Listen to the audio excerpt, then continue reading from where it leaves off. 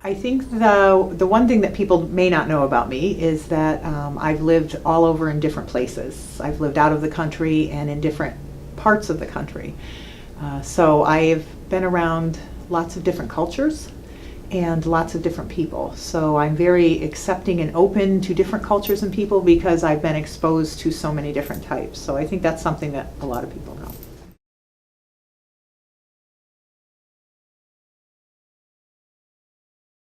I think trying to get everybody on the same page. I believe that everybody has to have the same direction to bring the agency where it needs to be and to be able to work together positively. So that concept of getting the right people on the bus, and then once they're on the bus, getting the right people in the right seats on the bus, that is usually how I try to gauge everything around.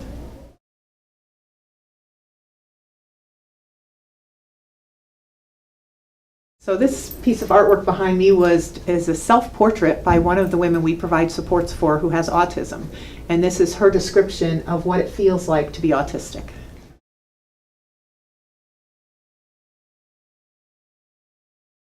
I think being open to new ideas and to different perspectives. I think it's very easy when you're leading a team to have your thought in mind or your direction in mind and not be as open. So I think the one thing I've learned is to listen to all pieces of the team, everybody in the team, hear what they have to say, and try to meld that together, because the more you can bring in all the different perspectives, the better team players you're going to have going forward.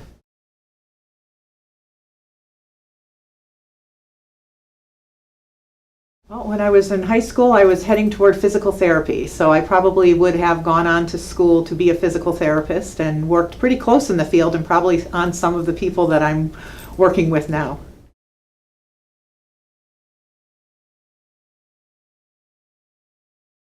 The best piece of advice was when I was in a situation with a leader that I was struggling with, and I felt that I was in a position where I didn't have choices.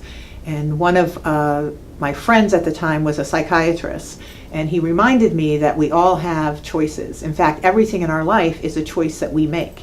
Even staying and raising our children, we choose to do that. Some people choose not to raise their children and walk away. So he says when you get in situations where you feel overwhelmed, remember you always have choices. It's all choices.